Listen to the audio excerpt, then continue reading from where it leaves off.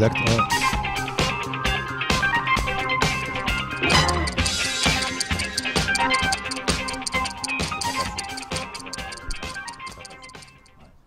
Allez, retour sur Temps de Parole et sur KTV et Kwezi FM. C'est Eric, il est infirmier libéral. Eric, bonjour. Bonjour Patrick. Vous êtes adhérent à ce mouvement qui s'appelle URPS, l'Union régionale des professionnels de santé. On le disait à l'instant d'introduction, Eric, ce matin, un peu avant 7 heures, un SMUR est bloqué au barrage de Tsararano. C'est votre quotidien, ça? Ça arrive à plusieurs endroits dans l'île, ponctuellement, à des moments inattendus. Ouais. C'est pas du systématique, quoi. C'est pas du systématique. Ouais. C'est pas du systématique. Donc là, moi, sur les retours que j'ai sur le terrain, à 5h20, il n'y avait aucune difficulté de Tsararano jusqu'au barrage d'Mgwezi. Il y avait même un meilleur accueil des différents barragistes sur place. Et c'est vrai que moi aussi, de mon côté, là, j'ai appris la nouvelle vers 6h20, 6h30, ce SMUR qui a été bloqué sur le même site de Tsararano, qui laissait bien passer les soignants. Qu'est-ce qui s'est passé entre-temps? Qu'est-ce qui a changé la donne? Je ne sais pas encore. Ouais. Eric, forcément, on pense à vous en tant qu'infirmier, comme l'ensemble du corps médical. Mais pardon, mais on pense aussi aux patients. Ces gens qui ont besoin de soins, on a eu des témoignages, je crois que c'était hier ou avant-hier, je ne me souviens plus bien, mais où il y a véritablement urgence, où le pronostic vital peut être engagé dans certains cas. Est-ce que quand vous allez sur les barrages, ceux qui sont sur les barrages ont conscience de ça ou pas? Tout le monde a conscience. Ouais. Tout le monde a conscience de ce qui se passe au niveau de la santé. Ouais. Les choix qui sont faits au niveau des blocages et des actions, bon, les infirmiers libéraux l'ont toujours condamné. On condamne cette entrave à la libre circulation. Après, au niveau des actions que pouvaient faire ou proposer les différents syndicats, il n'y a pas eu d'autres actions proposées pour temporiser. Donc, on laisse l'intersyndicale et le collectif faire leurs actions. Nous, on s'adapte. On s'adapte voilà, à cette situation. Bien sûr que c'est grave. On était déjà dans un contexte sanitaire très déficitaire, très carencé. Voilà, exactement, exactement. Donc depuis le début du mouvement, ça n'a fait qu'augmenter. Il est vrai que ce sont les urgences vitales qui sont privilégiées dans les transferts. Beaucoup de patients n'ont plus accès aux soins depuis pas mal de temps, que ce soit parfois dans leur domicile. Je pense au point de blocage ferme comme non, Bandrélé est amovible. Bandrélé peut laisser. Bandrélé, c'est quelques difficultés qu'il y a eu lundi, on pourra y revenir. Non, je pense à Longoni, je pense à Mirerény, voilà, où il est impossible de franchir. Donc, il y a une organisation qui est faite pour assurer les soins de part et d'autre. C'est vrai que les transferts de SAMU, d'ambulance, l'intervention des pompiers, voilà, tout ça dysfonctionne, présente de nombreuses difficultés. Mais alors comment ça se passe quand vous avez au téléphone l'un de vos patients qui est de l'autre côté du barrage de Longoni, infranchissable ce barrage, qu'est-ce que vous lui dites? Qu'est-ce qu'il vous dit? Comment ça se passe à ce moment-là? Alors, tous nos patients sont informés des difficultés et on prend des mesures tel un cyclone. C'est-à-dire qu'on est organisé à ne pas pouvoir aller au domicile du patient pendant 3 à 5 jours. On éduque la famille, on éduque le patient, on prépare les soins d'avance.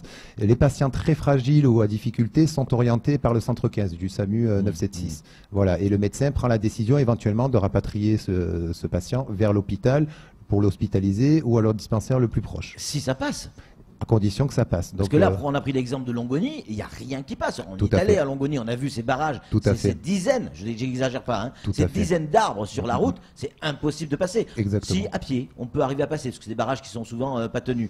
Est-ce que vos patients sont inquiets? Parce que les 3-4 jours, on les a mangés déjà là. Tout à fait, tout à fait. Donc on arrive par exemple au niveau du barrage de Longoni, les infirmiers qui sont au nord du barrage assure les soins les plus urgents pour les collègues qui sont au sud, qui ne peuvent pas se déplacer, et vice-versa.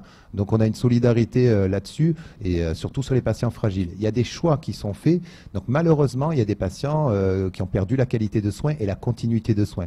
C'est très grave, nous, d'un point de vue déontologique, et puis même au niveau des conséquences de santé. C'est bien, Patrick, tout à l'heure, vous avez précisé, ce qu'il faut savoir, c'est que tous les soignants qui veulent franchir les barrages, qu'ils soient salariés, qu'ils soient dans le monde libéral, Le but, c'est d'aller soigner un usager, un malade derrière. Donc, c'est vrai qu'il y a parfois des frictions, des tensions venant de la part des soignants aussi. C'est ce qui s'est passé, il faut le reconnaître, notamment du côté des Bandrélés. Il y a eu des mots qui ont été échangés entre soignants et barragistes. Ça a chauffé, mais ça s'arrange toujours. Ça s'arrange toujours, voilà, parce que même du côté des grévistes, il y a des soignants qu'on retrouve sur les barrages qui manifestent en tant qu'habitants de Mayotte. Donc on est tous habitants de Mayotte et une certaine position sur ce mouvement de grève générale. Donc oui, il y a eu dans un contexte de fatigue, un mois de grève, tout le monde est extrêmement fatigué. Il y a eu des mots échangés, ça a commencé un petit peu à chauffer. Les gens se sont mis en retrait, que ce soit du côté du barrage, du côté du soignant concerné. Une discussion a eu lieu et depuis tout est fluide. On voit bien que les organisateurs ont repassé les consignes au niveau des barrages, beaucoup plus de facilité à les franchir. Mais bon, comme on peut en témoigner ce matin encore, il y a des difficultés qui se posent. Quand un SMUR se déplace, c'est toujours de l'urgence vitale ou relative. Donc c'est vrai que c'est des véhicules qui peuvent poser souci. Alors, l'URPS, l'Union régionale des professionnels de santé, est-ce que votre organisation a un rôle à jouer dans la négociation, au même titre que le reste de l'intersyndicale? Pas du tout. C'est pour ça qu'on se voit. L'URPS, en fait, c'est une organisation associative qui est faite pour les professionnels de santé libéraux et qui est Réunion et Mayotte. Hein. Réunion Mayotte. Voilà. Je suis le seul représentant pour l'île de Mayotte. On a 9 confrères consoeurs à la Réunion. C'est pas une adhésion, c'est sur des élections, où nous sommes désignés par les infirmiers.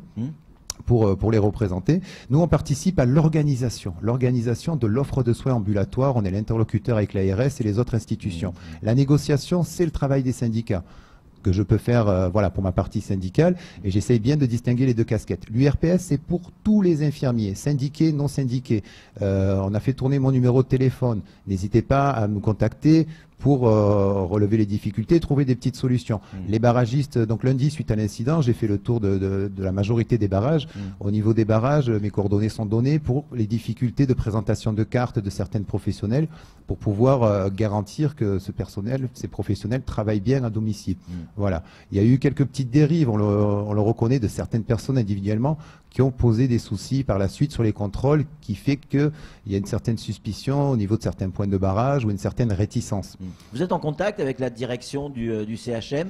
Est-ce que comment eux voient la situation aujourd'hui? Parce que on parle effectivement de ces gens qui sont chez eux, qui ne peuvent pas avoir la visite d'un infirmier pour avoir des soins.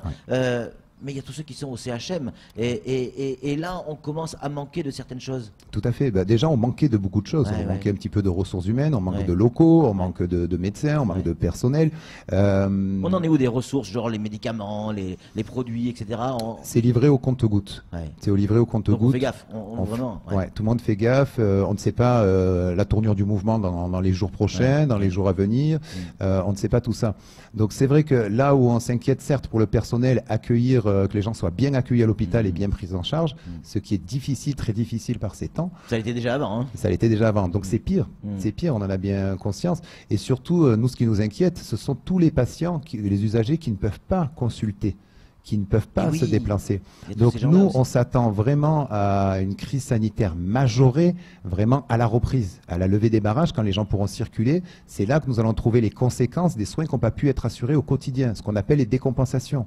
La personne atteinte d'un diabète, voilà, aura des complications au bout de plusieurs jours, pas immédiatement. Et c'est pareil pour l'insuffisance rénale, où on est quand même un territoire à Mayotte où on a beaucoup d'insuffisance rénale, et toutes les autres pathologies.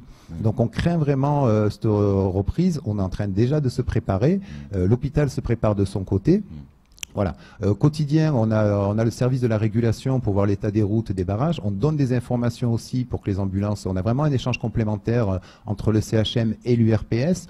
On est aussi en lien au quotidien avec la cellule de crise de l'ARS qui, elle, retransmet tout en temps et en heure à la préfecture. Voilà. Eric, tout le monde l'a vu, cette image, quand on passait, il y a encore quelques semaines de ça, devant Jacaranda, c'était gavé de monde, plein de monde, qui attendait, qui faisait la queue jusqu'au commissariat par moment. Enfin, il y avait énormément de monde. Là, depuis quelques jours, une petite semaine, il n'y a strictement plus personne. Ça veut dire quoi? Qu'il n'y a plus personne de malade? Ou alors ils ne peuvent pas? On pourrait le croire, ce serait vraiment un succès qu'on ait réussi à guérir toutes ces personnes, ou du moins faire leurs soins médicaux soient pris en charge, soient effectifs. Non, non, non, ces personnes restent chez eux, circulent de moins en moins possible. On peut voir aussi les opérations de contrôle de gendarmerie. On sait qu'il y a beaucoup de personnes en situation irrégulière qui sont demandeurs de soins, donc qui ne se présentent plus à l'hôpital, beaucoup, beaucoup moins. Là, c'est vide. Jacques Aranda, vide ce matin. Alors vide, oui, vide, 40 personnes au lieu des 300, 400 habituels. Voilà, oui, non, c'est carrément. On voit le fonctionnement au ralenti des services. C'est ça que vous craignez, cette crise sanitaire, quand tout va rentrer dans l'ordre, c'est-à-dire que tous ces gens vont arriver en masse pour pouvoir se faire soigner à nouveau, et là on va se retrouver face à des difficultés de ressources globalement. Tout à fait. Il y aura tous les renouvellements des traitements chroniques que les médecins devront effectuer. Il n'y a plus de prise de sang ou très très peu réalisées depuis 3 semaines maintenant. Les consultations chez le cardiologue ou d'autres spécialistes sont reportées parce que tous les transports ne sont pas sécurisés à Mayotte. Tout devient dangereux. Tout devient dangereux à tout moment, toute heure. Les circulations nocturnes aussi, avec les barrages sauvages qui peuvent se rajouter le soir. Voilà. Eric, juste ma dernière question, parce qu'on a déjà exposé le timing. Est-ce qu'on a déjà atteint le point de non-retour, selon vous, sur le plan santé, hein? La sortie de crise va être très délicate. Très délicate d'un point de vue de la santé. Vraiment. Vraiment, vraiment. Mais on a toujours été là, nous les libéraux, dans toutes les crises, on a toujours assuré nos missions, on garde la motivation, le personnel soignant a toujours la bonté de soigner, d'avoir cette conviction. Voilà, on espère qu'on aura les moyens à la hauteur des enjeux, qui vont être très très forts. Merci Patrick pour l'invitation et merci au personnel du CHM de Zoumonier qui a bien voulu me laisser une place pour venir en temps et en heure ici. Je les remercie beaucoup. Merci à tout le monde. Allez, c'est tout pour ce temps de parole. Tout de suite, la suite de nos programmes.